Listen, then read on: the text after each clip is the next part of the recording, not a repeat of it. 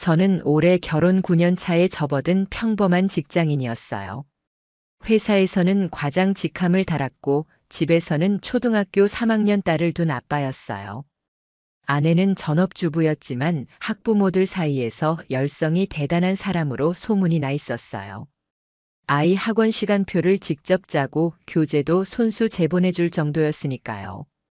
저는 밖에서 돈을 벌어오고 아내는 집과 아이를 돌보는 역할. 틀에 박힌 구조였지만 큰 불만은 없었어요. 적어도 겉으로 드러나는 문제는 없었거든요. 변화의 시작은 지난 봄이었어요. 딸이 다니는 영어 학원에서 셔틀버스를 새로 운행한다는 안내문을 보내왔어요. 학원 위치가 집에서 조금 멀어서 저는 솔직히 반겼어요. 퇴근 시간과 아이 하원 시간이 맞지 않을 때마다 전전긍긍했는데 이제 걱정 덜겠다는 안심이 들었어요. 아내도 좋아했어요. 아이를 직접 픽업할 때마다 체력적으로 힘들었다고 하더라고요. 셔틀버스 기사와 첫날 인사를 했어요. 50대 전후의 말수 적은 아저씨를 예상했는데 의외였어요. 체격이 단단하고 말끔한 복장에 30 후반쯤 돼 보이는 남자였어요. 학원 측에서 안전을 위해 젊은 기사를 선호했다나 어쩐다나. 그 남자는 제게 허리를 깊이 숙이며 명함을 건넸어요. 셔틀 운행 시간과 연락처가 적혀 있었어요. 저는 예의상 명함을 받아들고 눈길을 돌렸는데 그때 아내의 표정이 묘하게 반짝이는 걸 봤어요. 그 순간은 대수롭지 않게 넘겼어요. 그 뒤로 한 달쯤 평온했어요. 셔틀 기사에게 연락 올 일도 없었고 아이도 별 문제 없이 다녔어요. 그런데 어느 날부터 아내가 오후마다 핸드폰을 붙잡고 있더라고요. 원래 SNS를 자주 하는 사람이 아니라서 더 눈에 띄었어요. 저는 퇴근 후 거실에 누워 TV를 보는데 아내는 주방에서 핸드폰을 보며 미묘하게 웃었어요. 저는 무심코 물었어요. 또 학원 엄마들 톡방이야? 아내는 고개를 저었어요. 아니야. 그냥 정보 좀 찾는 중이야 라며 서둘러 화면을 껐어요. 그때부터 뭔가 이상했어요. 며칠 뒤 주말이었어요. 저는 일찍 눈이 떠졌어요. 아내가 출근도 없는 날인데 부엌에서 통화하는 목소리가 들렸어요. 조용한 새벽이어서 더 선명했어요. 네, 기사님이라는 단어가 귀에 박혔어요. 새벽에 무슨 기사와 통화를 하나. 저는 숨 죽이고 방 안에서 들었어요. 직접 학원 앞에서 뵐게요라는 말이 들렸어요. 저는 심장이 철렁했어요. 주말에도 운영하지 않는 학원인데 뭘 본다는 건지 이해가 안 됐어요. 저는 의심을 떨칠 수 없었어요. 그래서 위치 공유 앱을 찾았어요. 예전에 가족 안전을 위해 깔아뒀던 앱이었어요. 아내 폰에서 삭제된 줄 알았는데 다행히 비활성 상태로 남아 있었어요. 저는 몰래 제 폰에서 기기를 다시 연결했어요. 그리고 위치 기록을 조회했어요. 어제 오후 아내가 들렀던 동선이 지도에 찍혀 있었어요. 학원 근처가 아니었어요. 집에서 버스로 30분 떨어진 한 아파트 단지 주차장. 시각은 셔틀 운행 시간과 겹쳐 있었어요. 저는 머리가 멍해졌어요. 그날 밤 저는 잠을 이룰 수 없었어요. 혹시 오해일까 스스로를 달랬어요. 아내가 셔틀 기사와 아이 동선을 협의하느라 만날 수도 있다고 생각했어요. 하지만 위치 데이터를 확인할수록 의심은 확신으로 변했어요. 일주일 내내 오후 3시 반부터 4시 사이 같은 주차장에서 신호가 멈춰 있었어요. 아이 하원 시간과 정확히 일치했어요. 저는 결심했어요. 직접 가보기로요. 다음 날 저는 회사에 연차를 냈어요. 아내에게는 거래처 미팅이 늦게 끝난다는 말로 둘러댔어요. 그리고 오후 3시쯤 문제의 아파트 단지에 도착했어요. 주차장 입구에서 기다렸어요. 30분쯤 지나자 흰색 셔틀 승합차가 들어왔어요.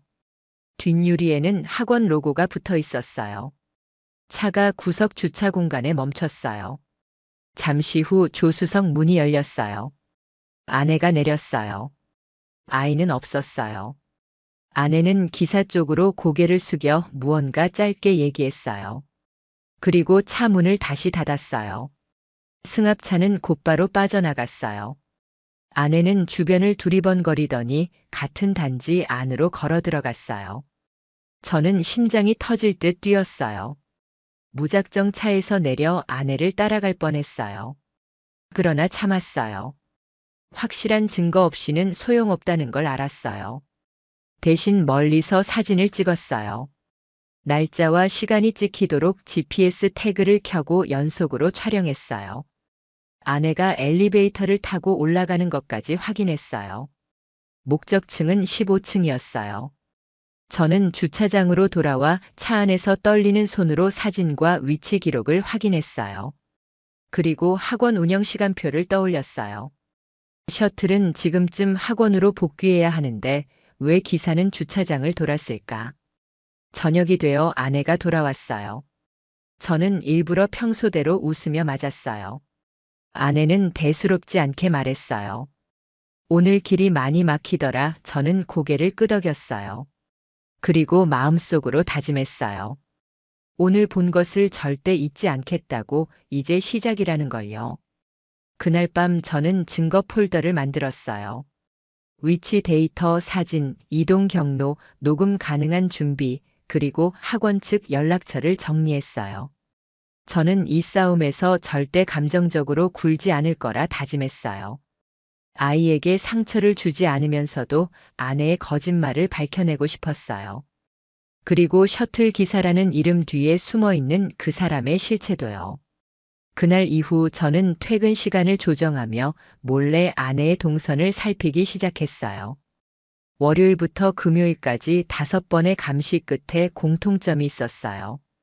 항상 오후 3시 40분쯤 그 아파트 단지로 들어갔다가 4시 반쯤 나왔어요. 확신이 들기 시작했어요. 아내가 셔틀 기사와 아이 없는 시간을 함께 보내고 있다는 것에요. 그 주 금요일 저는 마음을 단단히 먹고 아예 그 단지 내에 있는 경비실로 향했어요. 이유는 간단했어요. 엘리베이터 CCTV가 궁금했거든요. 제가 들고 있던 카메라는 DSLR이었고 경비 아저씨에게는 건물 외관을 담는 사진 프로젝트 중이라고 설명했어요. 거짓말이었지만 아저씨는 의심하지 않았어요. 여기 단지 구조 좀 볼 수 있을까요? 어떤 거요? 엘리베이터나 출입 구조요. 외부인이 드나들기 어려운지 확인하려고요. 아, 그건 잘 모르겠는데 뭐 CCTV라도 볼 거예요? 네, 입주민 출입 동선만 보면 될 것 같아요. 거기서 제 눈은 그걸 확인했어요. 아내와 셔틀 기사가 같은 시간대에 엘리베이터를 타는 장면이 반복되어 있었어요. 심지어 같은 층, 같은 방향, 그리고 40분쯤 지나 둘이 나오는 모습까지 저는 손으로 입을 틀어막았어요. 피가 머리 위로 확 쏟아지는 것 같았어요. 몸이 떨렸고 눈이 가려졌어요. 거기서 더는 못 참고 아저씨께 고맙다 인사만 하고 나왔어요. 그날 저녁 저는 냉정함을 유지했어요. 아내가 돌아왔고 저녁 준비를 했고 딸은 제 품에 안겨 TV를 봤어요. 그 평화롭던 장면이 저에겐 지옥 같았어요. 아내는 식탁에서 갑자기 말했어요. 요즘 왜 이렇게 말이 없어졌어? 저는 똑같은 표정으로 대답했어요. 그냥 피곤해서. 그 말에는 널 알고 나서라는 의미가 숨어 있었어요. 아내는 말없이 수저를 들었어요. 밥알이 하나도 넘어가지 않았어요. 그녀도 뭔가 느꼈겠죠. 하지만 들키지 않았다고 생각했는지 다음 날도 평소처럼 나가더라고요. 저는 이번엔 학원에 직접 전화를 걸었어요. 혹시 3학년 셔틀 노선 기사분 바뀌셨나요? 아니요, 지금도 이상규 기사님이셔요. 그런데 이상규 씨 오늘 오전에 보니까 학원 차량 안 타고 계시던데요. 그쪽 직원이 당황했어요. 저희는 기사님이 매일 오전 3시부터 오후 6시까지 운행하고 계신 걸로 알고 있습니다만. 이쯤 되니까 이건 단순한 외도나 유혹의 문제가 아니었어요. 학원 시스템을 이용해 누군가가 개인적인 만남을 업무 시간에 은폐하고 있다는 의미였어요. 저는 전화를 끊고 곧장 학원에 항해 메일을 보냈어요. 학부모로서 이 문제를 묵과할 수 없습니다. 셔틀 기사 이상규 씨가 정규 운행 시간 중에 근무지를 이탈해 아이들과 무관한 활동을 하고 있는 정황이 포착되었습니다. 이 문제를 정식으로 보고드리며 학원 측에 공식적인 입장을 요구합니다. 그날 밤 아내는 제게 물었어요. 학원에서 연락 왔다고 하던데 무슨 일이야? 저는 아주 천천히 고개를 들고 물었어요. 셔틀 기사랑 무슨 사이야? 아내는 그 순간 자신의 입술을 다물었어요. 그 말에 바로 반응했다는 건 이미 스스로 죄를 인정했다는 뜻이었어요. 당신 그걸 어떻게? 저는 단호하게 말했어요. 이상규 학원 근무 시간, 아파트 단지, 내가 내 아내라는 사실. 이 모든 걸 엮어서 보면 너무나 분명해. 아내는 그제야 무너졌어요. 의자를 밀고 주저앉으며 말했어요. 그 사람 처음엔 그냥 아이 이야기하다가 우연히 친해졌어. 근데 그게 왜 엘리베이터 CCTV에 찍혀 있니? 미안해. 나도 그럴 생각은 아니었어. 그냥 마음이 약해졌어. 제가 듣고 싶은 건 사과도 설명도 아니었어요. 저는 일어나면서 말했어요. 내가 이렇게까지 증거를 모으고 너를 가만히 지켜본 건 복수를 위해서야. 그리고 그 복수는 시작됐고 지금도 진행 중이야. 아내는 울먹이며 말했어요. 그 사람한테 연락하지 마 제발. 저는 냉정하게 말했어요. 그럼 넌 그 사람을 걱정하는 거구나. 내 딸이 아니라. 아내는 말을 잇지 못했어요. 그날 이후 아내는 입을 다물었고 저는 딸아이에게 더 따뜻해졌어요. 아이만큼은 이 일에 상처받지 않기를 바랐기 때문이에요. 아내는 사건이 드러난 후 며칠 동안 거의 말을 하지 않았어요. 딸아이와도 어색하게 대했어요. 저는 그 모습을 지켜보면서도 일절 따지지 않았어요. 왜냐면 저는 이미 다음 수순을 계획하고 있었기 때문이에요.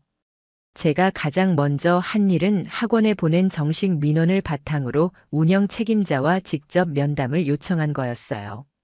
담당 원장은 대단히 민감한 얼굴로 제게 말했어요.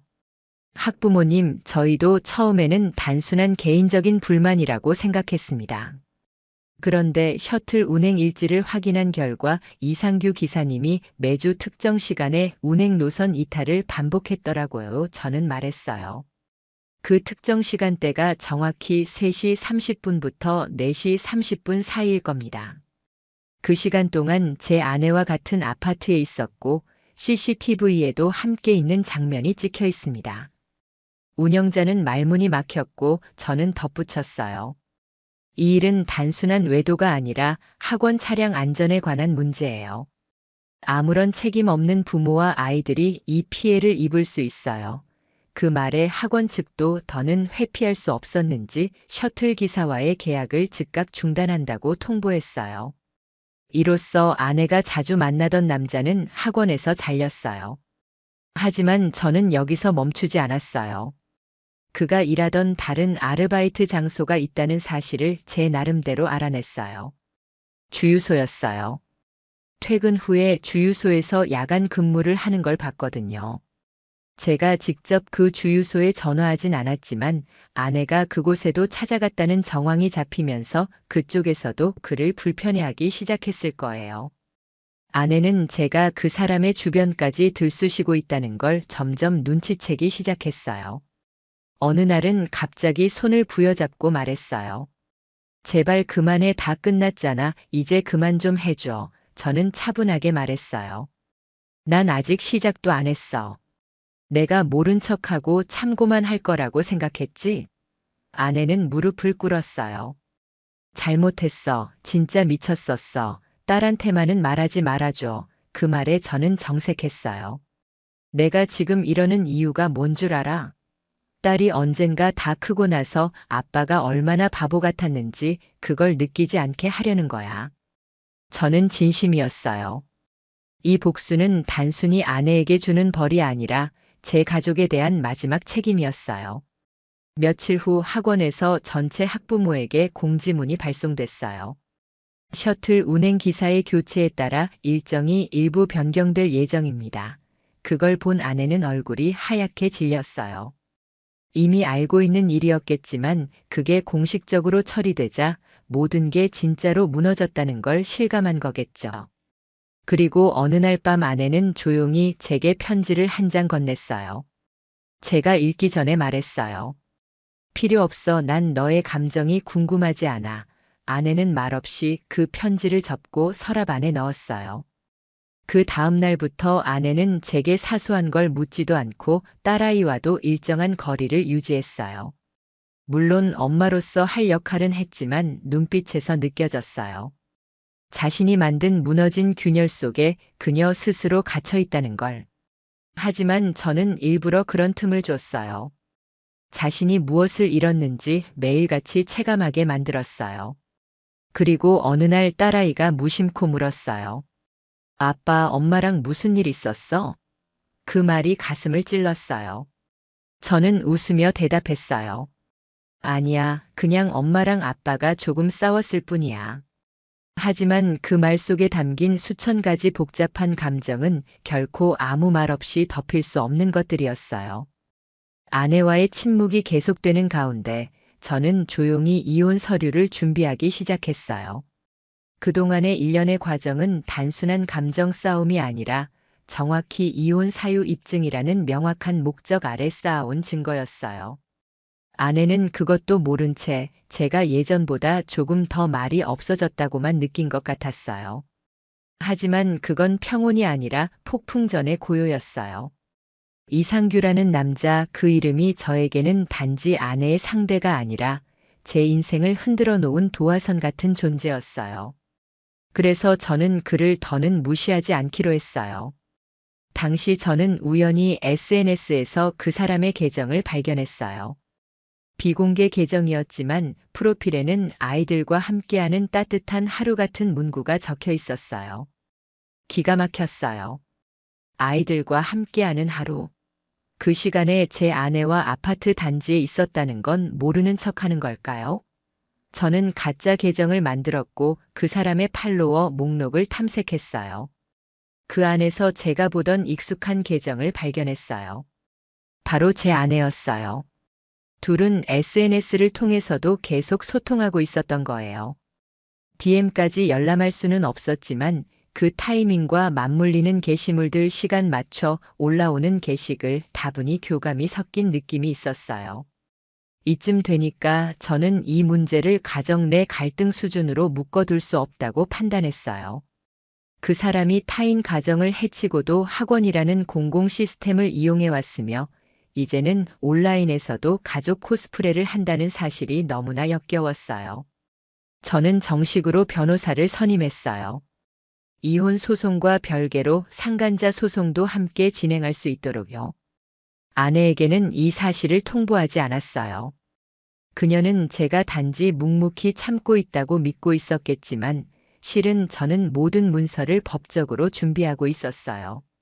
그리고 때마침 학원 측에서도 내부 인사 정리를 하며 이상규 씨가 이전에도 유사한 민원을 받은 사실을 확인했어요. 아이들과 학부모 사이에서의 거리감 유지에 실패했던 사례가 있었던 거죠. 이 정보는 저에게 큰 힘이 되었어요.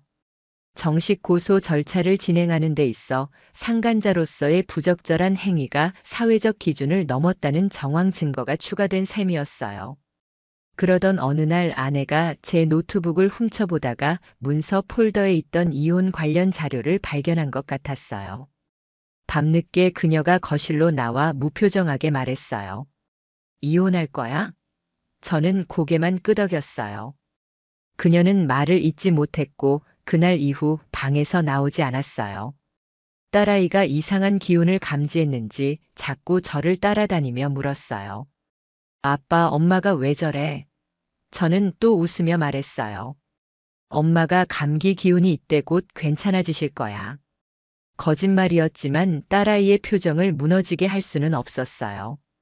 며칠 후 아내는 제가 남긴 이혼 합의서를 보며 한마디 했어요. 나도 싸울 생각 없어. 당신한테 이길 자신도 없고 그 사람도 이제 내 연락 피하더라. 나 혼자였나 봐. 그 말에 저는 한참을 침묵했어요. 그러다 말했어요. 이 모든 걸 너 혼자 만든 거야. 내가 뭘 잘못했는지 한 번만 말해줘. 그거라도 알고 끝내고 싶어서 그래. 아내는 고개를 숙인 채 말했어요. 당신은 잘못한 거 없어. 그게 오히려 더 무서웠어. 난 그냥 나 스스로를 망친 거야. 그 대화는 모든 것의 끝을 의미했어요. 사과조차 자기 방어로 들렸고 용서조차 허락할 틈이 없었어요. 저는 그날 변호사에게 연락했어요. 이혼 서류 그대로 진행해 주세요. 상대는 동의했습니다. 상간자 소송도 일정대로 진행해 주세요. 정신적 피해 진술은 제가 직접 작성해서 보내겠습니다. 그렇게 저는 제 감정도 제 결혼도 법적으로 마무리할 준비를 마쳤어요. 이혼은 생각보다 조용히 진행되었어요. 아내는 별다른 저항도 없었고 재산 분할에서도 많은 걸 요구하지 않았어요. 그건 어쩌면 그녀 나름대로의 죄책감이었을지도 몰라요. 딸아이의 양육권은 제가 가졌고 아내는 주 1회 면접 교섭을 허락받았어요. 그마저도 아내는 정기적으로 오지 않았어요. 가끔 오는 날이면 딸을 마주하며 조금 미안한 눈빛을 보이곤 했지만 그녀와 딸 사이의 대화는 전처럼 다정하지 않았어요. 상간자에 대한 소송은 예상보다 수월했어요. 제가 확보한 증거는 확실했고 학원 측 내부 진술도 증거 자료로 제출됐어요. 이상규는 변호인을 선임했지만 결국 법원에서 책임 일부를 인정해야 했고 정신적 피해 보상금을 법적으로 지급하라는 판결이 내려졌어요. 그 사람은 이후 다른 지역으로 이사를 갔다는 소문이 돌았어요.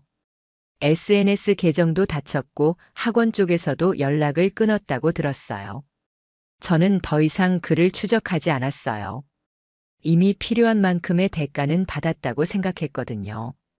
복수라는 건 말이죠. 막상 이루어내고 나면 묘한 허전함이 남아요. 그 허전함은 기쁨도 아니고 슬픔도 아니었어요.